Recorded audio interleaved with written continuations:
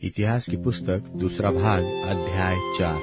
इतिहास की पुस्तक दूसरा भाग अध्याय 4। फिर उसने पीतल की एक वेदी बनाई। उसकी लंबाई और चौड़ाई 20-20 हाथ की और ऊंचाई 10 हाथ की थी। फिर उसने एक ढाला हुआ हौद बनवाया जो छोर से छोर तक 10 हाथ तक चौड़ा था। उसका आकार गोल था और उसकी ऊंचाई 5 हाथ की थी और उसके चारों ओर का घेर 30 हाथ के नाप का था। और उसके तले उसके चारों ओर एक एक हाथ में 10-10 बैलों की प्रतिमाएं बनी थी जो हौद को घेरी थी। जब वह ढाला गया तब ये बैल भी 2 पांति करके ढाले गए और वह 12 बने हुए बैलों पर धरा गया, जिनमें से 3 उत्तर, 3 पश्चिम, 3 दक्षिण और 3 पूर्व की ओर मुंह किए हुए थे। और इनके ऊपर हौद धरा था और उन सबों के पिछले अंग भीतरी भाग में पड़ते थे। और हौदे की मोटाई 1 भर की थी और उसका मोहड़ा कटोरे के मोहड़े की नाई सोसने के फूलों के काम से बना था और उसमें 3000 बत भरकर समाता था। फिर उसने धोने के लिए 10 हौदी बनवाकर 5 दाहिनी और 5 बाईं ओर रख दी। उनमें होम बलि की वस्तुएं धोई जाती थी, परंतु याजकों के धोने के लिए बड़ा हौदा था। फिर उसने सोने की 10 दीवट विधि के अनुसार बनवाई और 5 दाहिनी ओर और 5 बाईं ओर मंदिर में रखवा दी।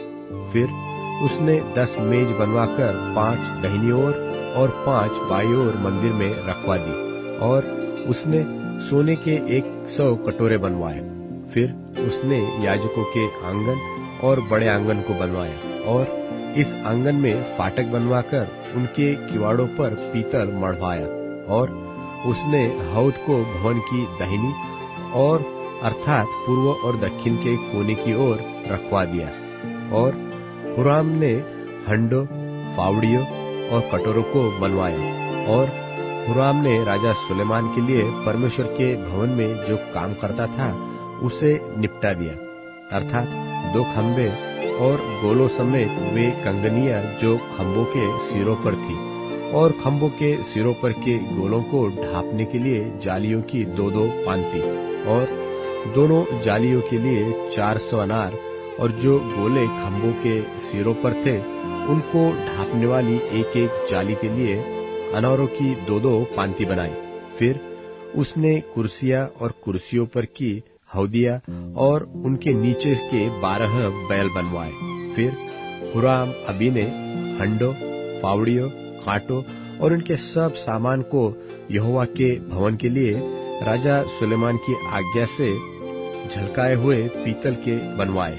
राजा ने उसको यरदन की तराई में अर्थात सुक्कोत और सरेदा के बीच की चिकनी मिट्टी वाली भूमि में ढलवाया। सुलेमान ने ये सब पात्र बहुत बनवाए, यहाँ तक कि पीतल के तौल का हिसाब न था।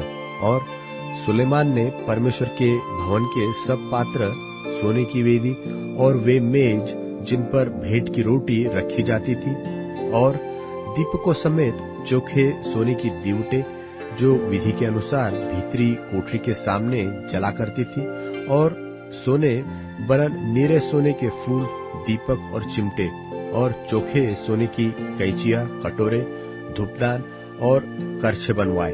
फिर भवन के द्वार और परम पवित्र स्थान के भीतरी किवाड़ और भवन अर्थात मंदिर के किवाड़ सोने के बने।